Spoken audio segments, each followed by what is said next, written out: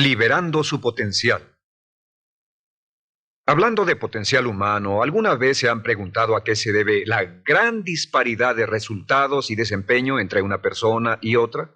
Una persona que percibe $250,000 anuales no es 10 veces más astuta ni mejor que una persona que percibe $25,000 anuales. ¿Por qué la diferencia de 10 veces sus ingresos? Y si tomamos a una persona que percibe $2,5 millones al año, ¿será esa persona 100 veces mejor, más astuta que la persona que gana 250,000?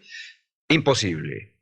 En un estudio reciente de coeficiente intelectual probaron a 1,000 personas de una cierta población y llegaron a la conclusión de que la mejor persona entre los 1,000 solo era 2,5 veces más astuta que la persona de menor coeficiente intelectual. Solo 2,5 veces la disparidad, y tal vez eso sea con toda la población. ¿A qué supone que se debe la diferencia? Al hablar de potencial humano, llegamos a una fórmula que deduje hace algunos años. Tal vez eso lo explique un poco.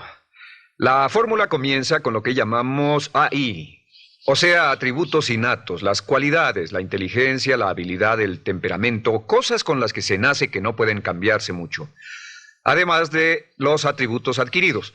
Estos atributos son muy importantes, son su educación, su capacitación, sus capacidades, su experiencia, conocimiento, sabiduría, etc., multiplicado por A, que es su actitud, es igual al potencial humano individual o al desempeño humano individual o resultados individuales humanos. Ahora, de estos tres, los atributos innatos se traen desde el nacimiento. Los adquiridos pueden cambiarse, pero se necesita cierto tiempo para ello, aunque a veces cambiamos muy rápidamente. Cierta información valiosa puede cambiar dramáticamente su eficacia, pero las actitudes pueden aumentarse o disminuirse dramáticamente en segundos. Cada vez que mejoramos nuestra actitud, multiplicamos todas nuestras capacidades. Una actitud ha sido llamada acertadamente el lenguaje más importante del ser humano, la palabra más importante del idioma en el humano. Todo lo que hacemos en la vida, según un estudio en Harvard entre estudiantes ejecutivos, será en un 85% de actitudes. Un 85% de su éxito estará determinado por su actitud. Eso significa que está determinado por cuán positivo o cuánta actitud mental positiva se tenga. Las personas con actitudes mentales positivas tienden a avanzar más rápidamente, se mueven hacia la cima en organizaciones valiosas, ganan más dinero, sacan más satisfacción de la vida. Una actitud mental positiva no significa que baile por las calles y arroje flores.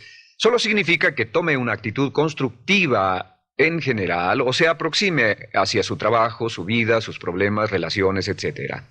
Según el informe Cox de las empresas americanas, según la revista Success, un 85% o más de todo lo que se logra se debe a la actitud. Y la pregunta es, ¿de dónde vienen las actitudes? Las actitudes vienen de las expectativas. Muy simple, ya hablamos de eso. Y una forma muy poderosa de mejorar su actitud instantáneamente es decir, aunque no lo crea, pienso que algo maravilloso va a ocurrirme hoy. Como dijimos antes, nuestras expectativas sobre los desenlaces determinan nuestra actitud. Si espera que las cosas salgan bien, tendrá una actitud positiva. Si espera que salgan mal, tendrá una actitud negativa. Y lo maravilloso es que podemos fabricar nuestras expectativas. Podemos esperar lo que deseamos. Podemos esperar cosas buenas, cosas malas, y no nos decepcionaremos. ¿De dónde surgen nuestras expectativas? Nuestras expectativas surgen de nuestras creencias y de nuestros valores. Son el centro de los factores motivacionales de nuestra personalidad, nuestras creencias, y esto nos conduce a un entendimiento del potencial humano. Significa básicamente que nuestra actitud es una expresión externa de lo que está ocurriendo internamente, y esto es consistente con las leyes mentales. Con respecto a las creencias, cada uno de nosotros tiene muchas creencias en el fondo que los psicólogos llaman los conceptos propios. El concepto propio, o su descubrimiento, es considerado por muchos como el logro único y más importante para comprender el desempeño humano en el siglo XX. Yo estoy de acuerdo. El concepto propio es como, si queremos usar una analogía militar, el centro de mando. O si queremos usar una analogía técnica, es el programa central de su computadora básica. Es un grupo de creencias, valores, actitudes, sentimientos, ideas, etcétera, almacenadas en el fondo de nosotros y son el resultado de casi todas las experiencias que hemos tenido en la vida.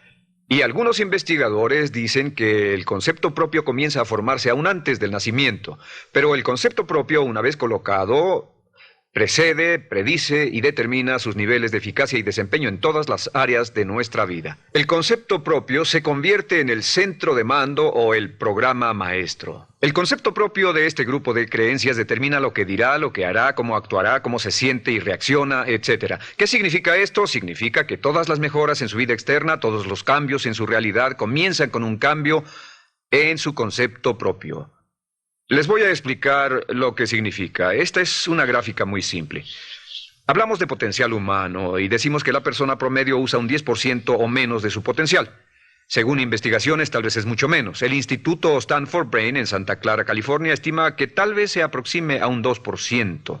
Seremos generosos y diremos que la persona promedio usa un 10%. Significa que en los mejores casos, la mayoría, como usted o yo, no usamos un 90% de nuestro potencial. Uno de los mejores filósofos, Oliver Wendell Holmes, dice que la tragedia de la persona promedio es que llegan a la tumba con su música aún por dentro. Aún están funcionando con mucho menos de su potencial total. Y esto es el potencial humano. Sabemos que existe una relación directa entre el potencial humano y el concepto propio. Pero como nuestros conceptos propios o nuestras estimaciones de nosotros mismos generalmente son mucho menores de lo que debieran ser, nuestro nivel de desempeño y eficacia también es menor. Sabemos que nuestro concepto propio es altamente subjetivo.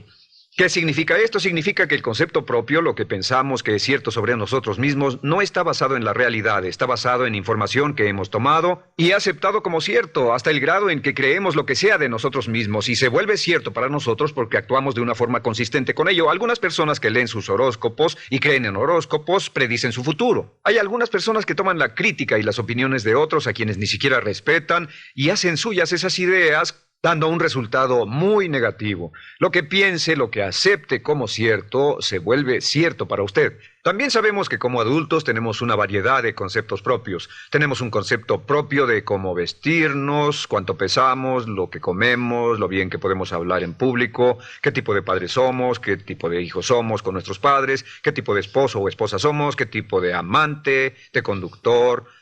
Lo interesante de manejar es que todos los hombres tienen un concepto muy positivo con respecto a esto.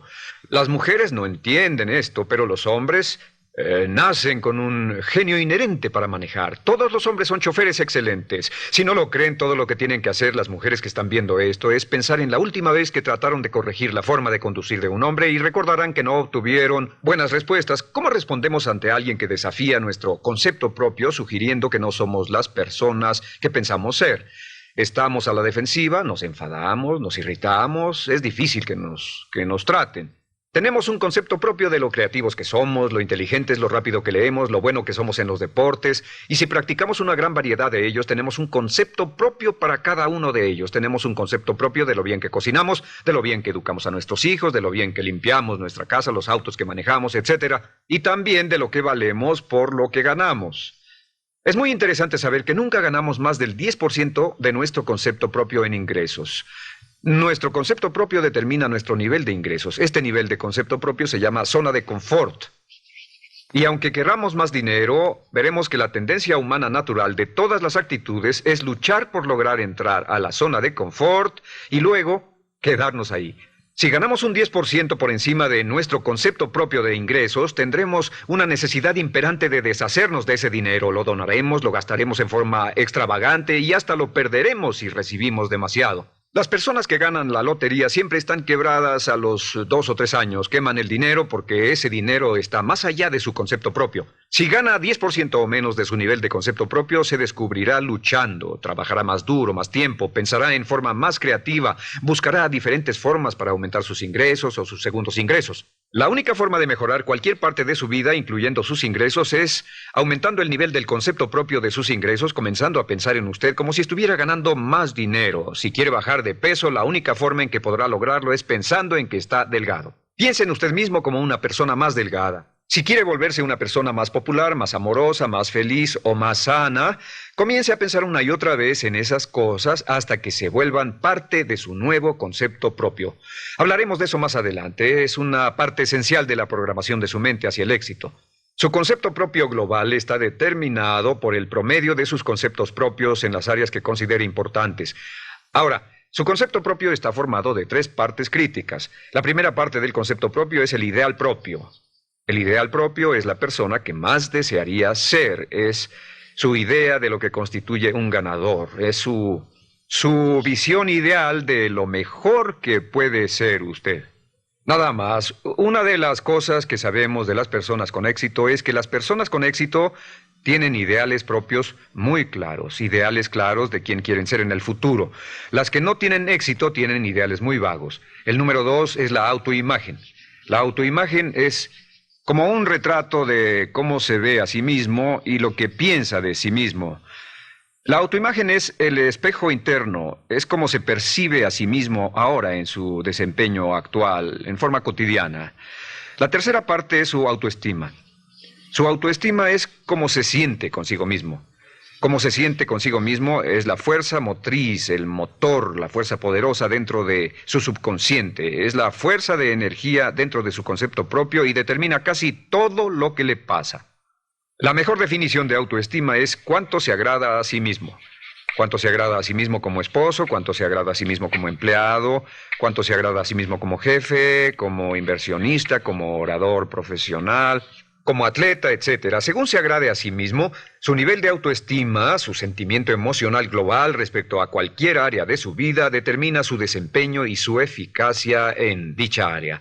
Lo sorprendente es que se convierte en lo que piensa, su concepto propio es maleable, su autoestima puede formarse repitiendo una y otra vez, me agrada mi persona, me agrada mi persona, me agrada mi persona.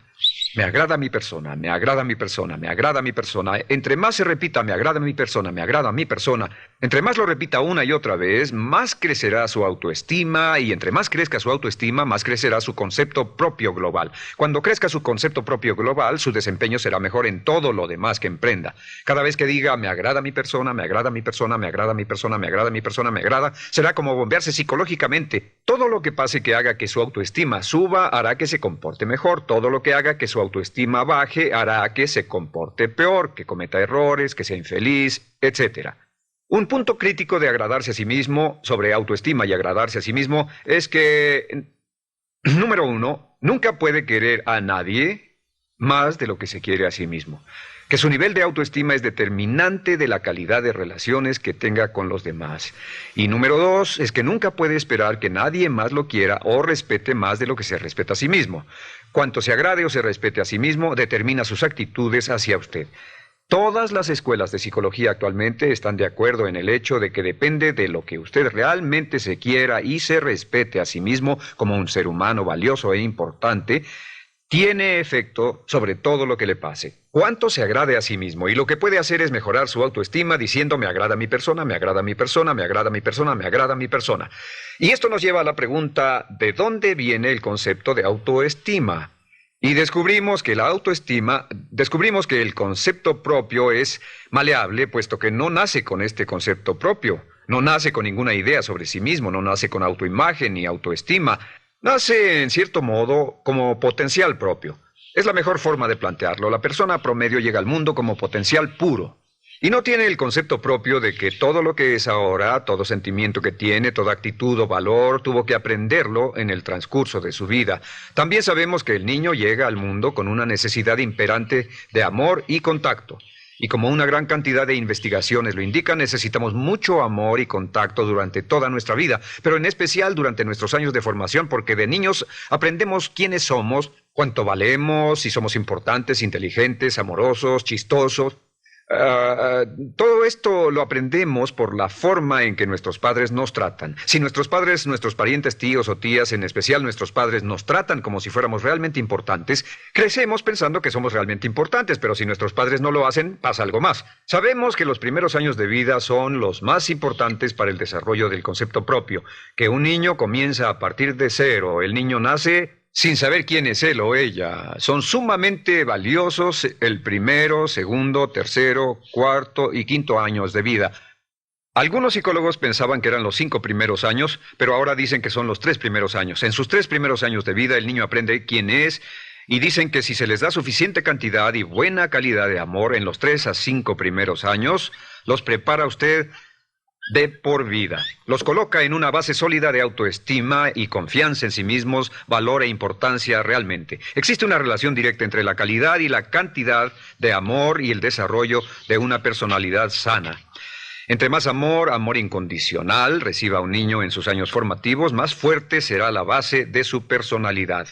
El reverso de la educación es que casi todos los problemas de psicosis, neurosis, perturbaciones de la personalidad y problemas de comportamiento surgen de los problemas que se tengan con el concepto propio. Ahora observemos a los adultos. Aquí está nuestra personalidad adulta. Si nos observamos, podemos llegar a reparar nuestras bases, por así decirlo, repitiéndonos una y otra vez: me agrada mi persona, me agrada mi persona, me agrada mi persona, y llevamos ese concreto reparador hacia la base de nuestra personalidad. Los niños necesitan el amor como las rosas necesitan la lluvia. Los niños que carecen de amor a menudo mueren por escasez de amor. Es una enfermedad llamada marisma. Ahora, ¿qué más sabemos sobre los niños? Sabemos que los niños llegan al mundo con dos atributos notables. El primero es que no sienten temor. Los niños nacen sin temores. No temen a nada excepto a caerse y a los ruidos fuertes. Y esto se expresa en sus actitudes: yo puedo. Los niños llegan al mundo pensando que pueden hacer cualquier cosa, y quien haya criado a un niño hasta la edad de 3, 4 o 5 años sabe que debe pasar esos primeros años evitando que se maten, porque son como pilotos japoneses, porque no le tienen miedo a nada. Su segundo atributo es que llegan al mundo totalmente espontáneos. Dicen lo que quieren, hacen lo que quieren, son totalmente desinhibidos. Totalmente. Ellos no temen hacer nada de lo que desean, y esto se expresa en su actitud: no quiero. No tengo que hacerlo. Si ha tratado de controlar a un niño, lo habrá visto. Lo primero que dicen cuando comienza a darle órdenes, lo primero que aprenden es: no tengo que hacerlo. Claro, a veces cambiamos sus mentes de una u otra forma, pero estos son los dos atributos con los que los niños llegan al mundo. Llegan al mundo sin temores y desinhibidos. ¿Qué significa esto? Significa que nuestro derecho innato natural es no ser temerosos y ser desinhibidos. Y solo cuando podemos crear la misma situación en nuestra vida adulta, cuando no tememos y somos desinhibidos, nos sentimos a gusto con nosotros mismos. Las mejores organizaciones, las mejores compañías son las que crean un ambiente donde nos sentimos sin temores y sin reservas para ser nosotros mismos y para hacer lo mejor de nosotros. Al crecer descubrimos que los niños aprenden de dos maneras. La primera es por imitación. Imitan a uno o a ambos padres, en especial al padre dominante. Algunas veces el padre dominante cambiará cuando crezca el niño, y a veces los niños imitan al padre, a veces a la madre, pero aprenden por imitación. Muchas características y hábitos que tenemos como adultos los aprendimos de nuestros padres. ¿Alguna vez ha tenido la ocasión de gritarle o reñirle a uno de sus hijos? Verá que le dice las mismas cosas que le dijo su padre a usted cuando era niño. Así que imitamos. A veces imitamos su caminar, a veces su forma de hablar, a veces imitamos sus valores, sus creencias, etc. Aunque esos valores y esas creencias no tengan ningún valor. ¿Por qué? Porque nuestros padres eran así cuando nosotros éramos niños. La segunda forma en que aprendemos es pasando de la incomodidad, lo que no se siente bien, hacia la comodidad. Freud llamó a esto el principio del placer. O sea que nos movemos hacia aquello que nos hace sentir cómodos, lo que nos da placer, lo que nos hace sentir bien con nosotros. Nos movemos de la incomodidad hacia la comodidad. Así es como aprendemos a no mojar el pañal, por ejemplo. Sabemos que no es agradable caminar con popó o pipí en nuestros pañales. Vemos lo que hacen nuestros padres, vemos lo que nuestros parientes hacen y decimos: estas personas no hacen lo que yo. Así aprendemos a caminar y lo demás. Así que de la incomodidad hacia la comodidad.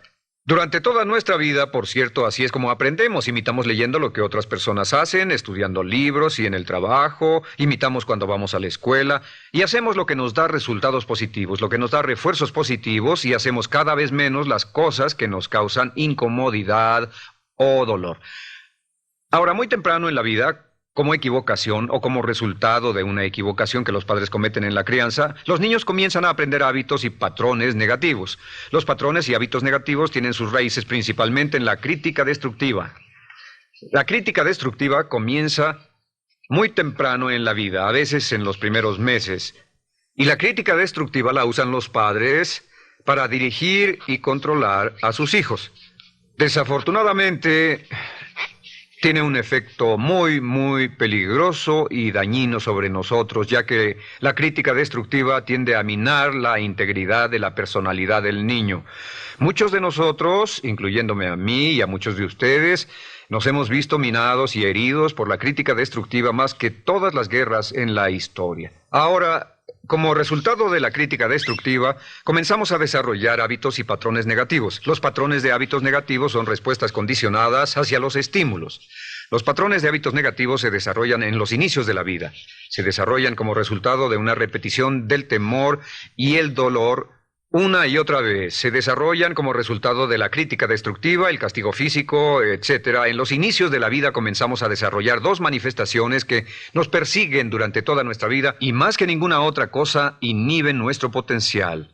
La primera es la llamada patrón de hábito negativo inhibido. El patrón de hábito negativo inhibido se aprende cuando al niño le dicen una y otra vez no. Aléjate de ahí, no toques eso, y se le castiga. Cuando el niño intenta algo nuevo, o se involucra con algo, o huele algo, o derrama algo, o rompe algo accidentalmente, el padre estalla y se enfada mucho. Como ven, el niño está impulsado por la curiosidad insaciable de explorar su mundo. Y lo que pasa es que cuando lo explora o se interesa y echa a perder algo, si el padre reacciona golpeando al niño, el niño comienza a pensar cada vez que intento algo nuevo, cada vez que intento algo diferente, cada vez que voy más allá de mis límites, cada vez que me salgo de mi zona de comodidad, cada vez que no juego sanamente, me golpean, me castigan, me lastiman, me envían a mi alcoba y me siento mal. Y muy pronto el niño desarrolla el sentimiento de no puedo, no puedo, no puedo. Cada vez que trato algo diferente, me castigan. No puedo, no puedo, no puedo. Es como la respuesta de Pavlov. Pavlov sonaba la campana y le daba de comer a un perro, y el perro salivaba, y Pavlov alimentaba al perro. Mientras sonaba la campana, el perro salivaba y siguió haciendo eso, y después Pavlov solo sonaba la campana y el perro salivaba. Lo que pasa en la vida adulta es que esto crea lo que llamamos temor al fracaso. El temor al fracaso es una respuesta condicionada a un proceso de crítica destructiva que ocurre en los primeros 5 o 6 años de la vida. El temor al fracaso automáticamente nos activa, nos sentimos ansiosos, tensos, intranquilos, sentimos presiones y estrés en nuestro plexo solar, sentimos ganas de retirarnos del evento y el temor al fracaso es la razón principal por los fracasos en la vida adulta. Es la razón principal por la que evitamos cumplir plenamente nuestro potencial. De hecho, todos los patrones de hábitos negativos se experimentan en el cuerpo físico.